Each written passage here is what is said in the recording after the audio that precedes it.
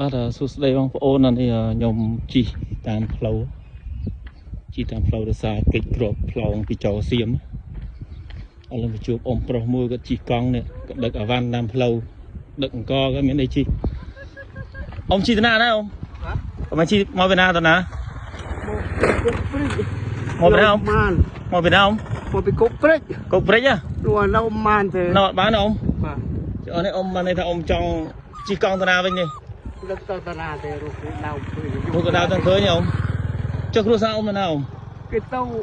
មុនអស់ហើយតែមុនអស់ហើយអ៊ំបាទថាមិនរត់គេទៅមូងនោះណាបាទអ៊ំបាទលើថាមិនរត់ថាមិនរត់ក៏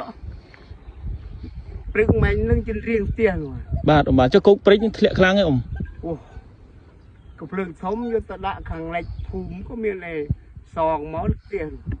បាទអ៊ំបាទអានេះសម្លេងពិតរបស់អ៊ំគាត់ជិះកង់មកពីគុកព្រិចខាង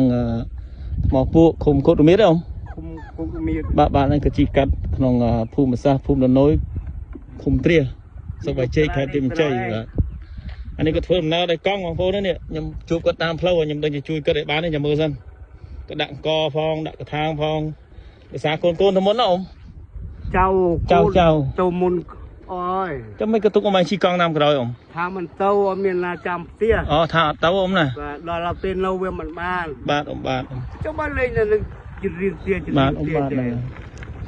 ហើយអ៊ំដៃគាត់ពិការទៀតនេះមើលគាត់ឲ្យធាក់កង់ដោយសារកិច្ចពីគ្រប់ផ្លូវមកអាសៀមចង្រៃណានេះអាជើងមកយាងនេះបាទហើយមិញនេះចូលថ្មពួកចូលអីទៀតនេះប្រហែលគ្រប់នេះឥឡូវមកនេះ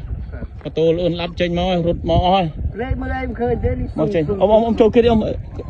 ការពារសុខភាពយើងអ៊ំផ្លូវបតូលមានឡានច្រើនបាទអ៊ំ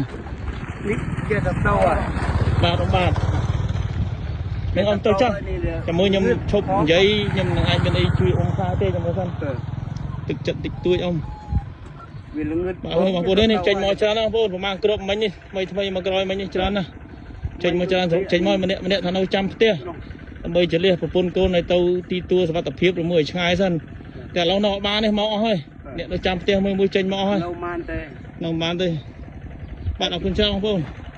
ថ្ងៃមិញក៏ប៉ាល់